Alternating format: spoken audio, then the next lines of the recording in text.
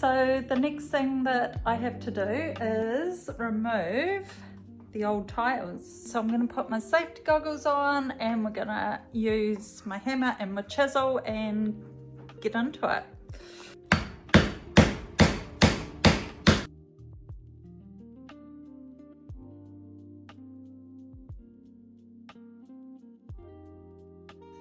So when I've stacked my tiles in the kiln, I have stacked them standing up on their side and just leaning against each other. This way none of them have warped or cracked, which is awesome. Alright, so everything has been biscuit fired now, all my tiles, and what I'm going to do is wash them, let them dry, and then lay them back out on my template. What I have here is just a container of just clean water, and I'm just going to be popping my tiles in, rinsing them off, and I'll just lay them out to dry. So it's a good idea to wash your bisque.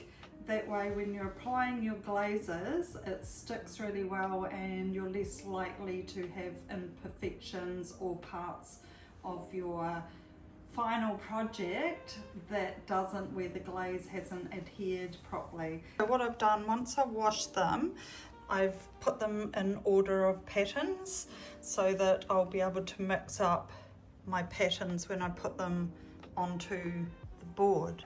I'm going to start with my front patterns, which are the ones that I want at the front of my hearth, and I'm going to start to lay these ones out.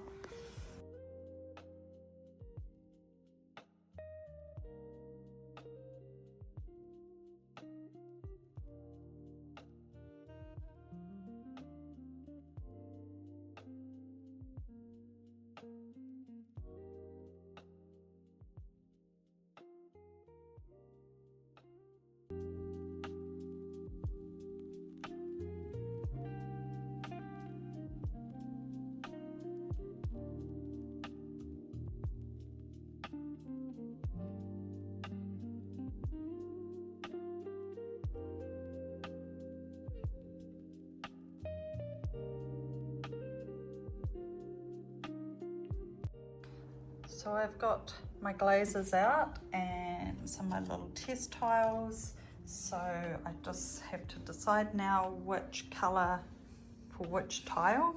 And what I want to do is to start with these tiles that I've put some mermaid tails and embellishments on. And then I'll work my way back with the other colours. Okay, so I've laid out my test tiles on my first row of tiles, and what I'm going to do is start painting these colours. My test tiles have little numbers on the bottom, and then I'm referencing them to my notebook.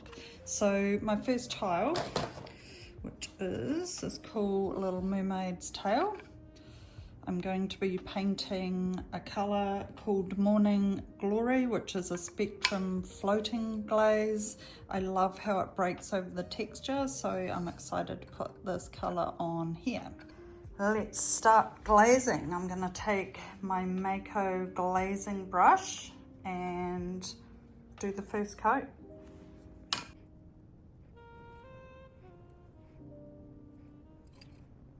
I'm just writing on the bottom of the tile what colour I've used.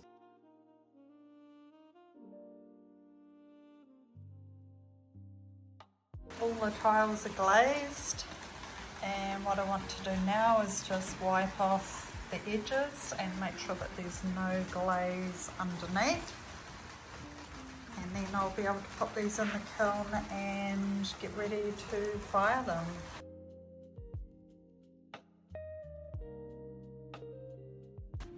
So as you can see inside the kiln, I have laid these tiles flat, and that has stopped them from warping.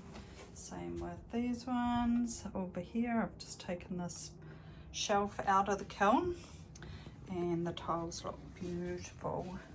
laid them out on my template, and what I'm going to do is, once I'm happy with the colour combinations, I'm going to start working on the hearth and placing them down there. Okay, so I've prepared my hearth, and what I've done is mixed up my tile cement, and now I'm going to spread it all over the hearth and then start placing my tiles down. I'm just going to be slopping this on.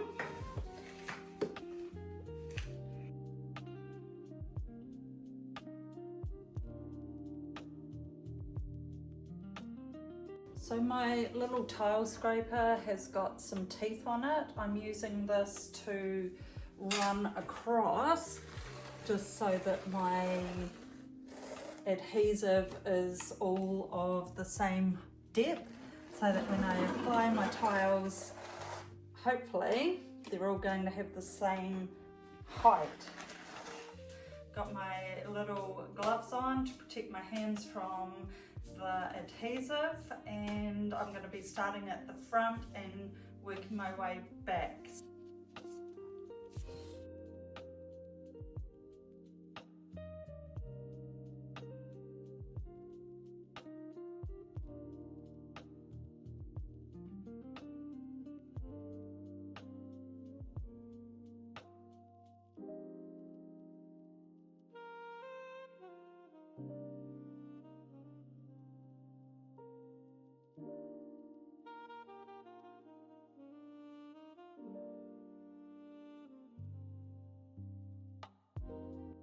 So this is where I can just fine tune some of those joins.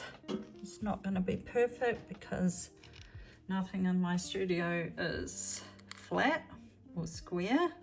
If anybody's ever been here knows, but that's what I love about the quirkiness of it. How good do these look? They're going to be so cool.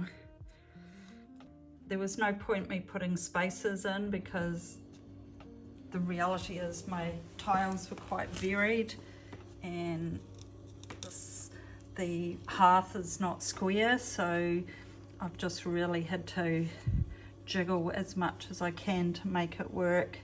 Just gonna wipe it off with a dry cloth now, just to try and remove a lot of that excess adhesive.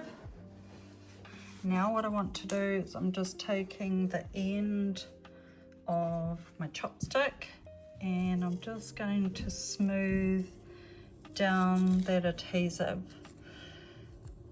Because I'm going to be grouting this with a white grout, I want to make sure that I can get right down into those little edges.